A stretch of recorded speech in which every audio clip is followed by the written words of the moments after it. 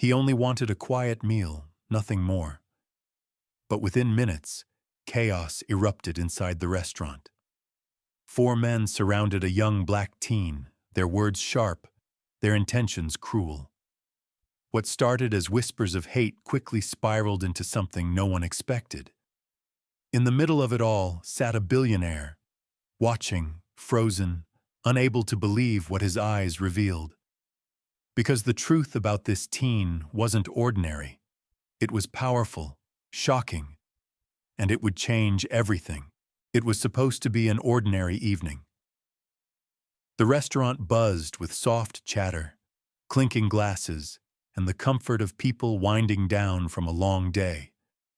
Among them was Marcus, a 16-year-old black teen with quiet eyes and a cautious smile.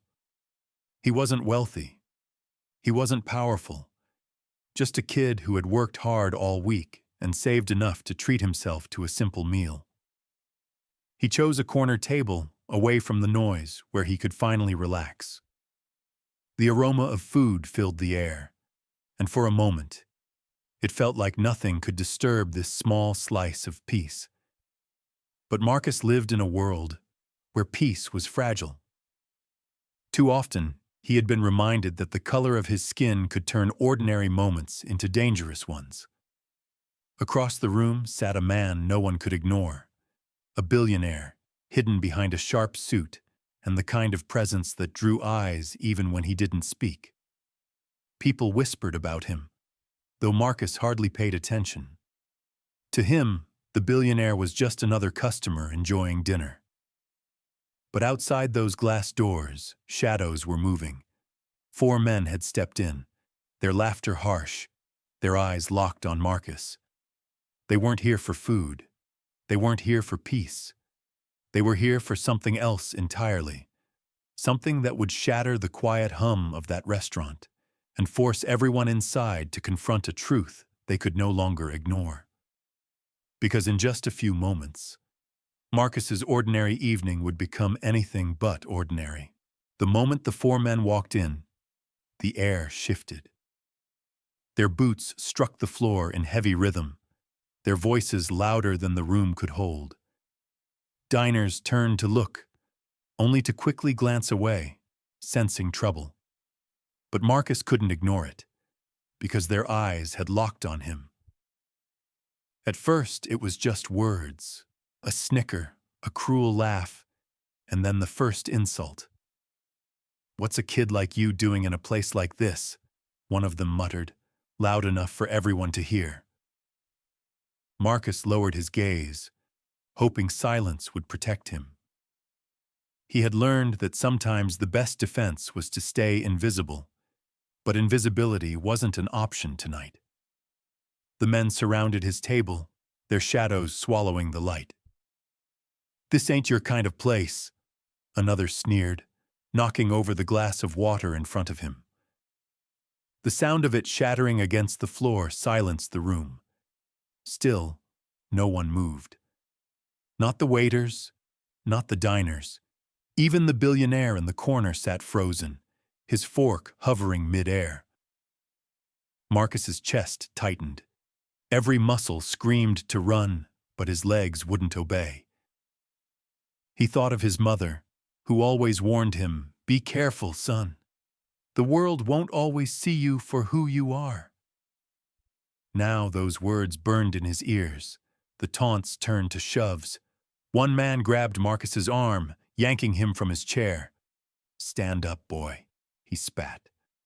Fear turned Marcus's knees weak, but he stood, because not standing might make things worse. Gasps rippled across the restaurant, but still, no one stepped in.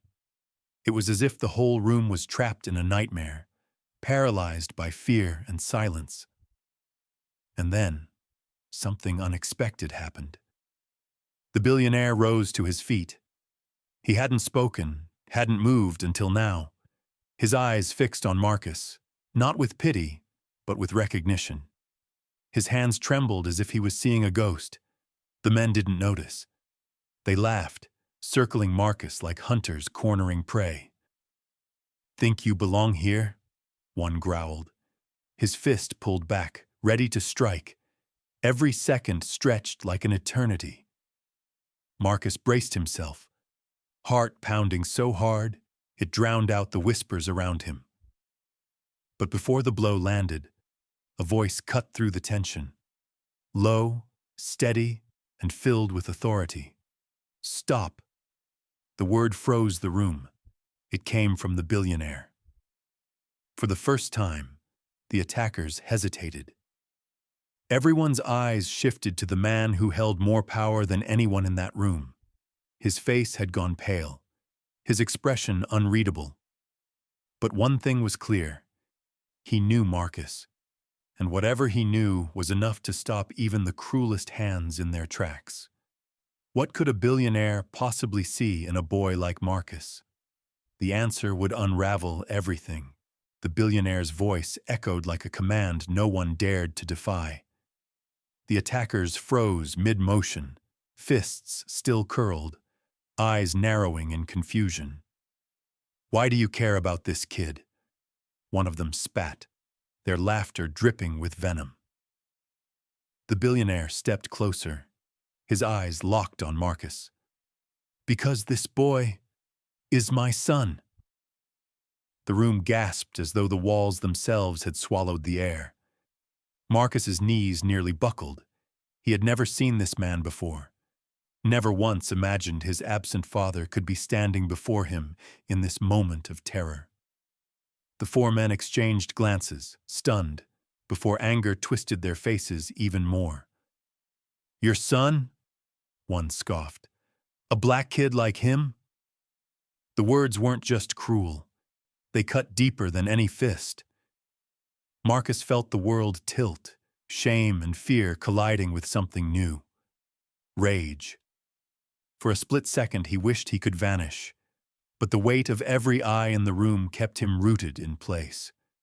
The billionaire's voice shook, but his stance didn't. "Touch him again, and you'll answer to me." His wealth, his influence, it all meant nothing in that moment. What mattered was the raw truth standing in front of him. But the men weren't finished. One shoved Marcus so hard he stumbled into a table, dishes crashing to the floor. Gasps turned into shouts, phones lifted to record, and the line between silence and action shattered. Marcus looked up through the blur of tears and fear. For the first time, he saw the room differently, not as strangers hiding in silence, but as witnesses to a story they could no longer ignore. Because in that moment, the question wasn't just who Marcus was, it was whether anyone, wealthy or not, would finally stand against the hate that nearly broke him. The restaurant didn't stay silent any longer. With phones recording and eyes fixed on every move, the four men backed away, their confidence crumbling under the weight of exposure. Security rushed in, pulling them out into the night, but the damage was already done. Marcus stood trembling, his shirt stained, his breath unsteady. For the first time, he saw the billionaire not as a stranger, but as a man carrying a truth he had never spoken. Yet even in that revelation, the pain of what had happened clung to Marcus like a shadow, because wealth or power could not erase the humiliation he had just endured. The night ended with the boy safe, but safety did not mean peace. The whispers, the recordings, the headlines that would follow, none of it could capture the way those words had cut into him, the way hatred had tried to strip away his humanity in front of a room full of witnesses. But perhaps the witnesses mattered, because every phone raised, every eye that refused to look away, those were cracks in the silence that so often protects hate. Marcus's story would not disappear into the night. It would travel. It would spark conversations. It would demand answers. And that is the deeper truth. Racism doesn't only scar the individual, it scars the community, the bystanders, the nation that allows it to happen. Marcus's life was changed forever, Not because he was attacked, but because his survival forced others to confront what they chose to ignore. So the question lingers, not just for those in the restaurant, but for all of us. How many more moments like this will it take before silence is no longer an option?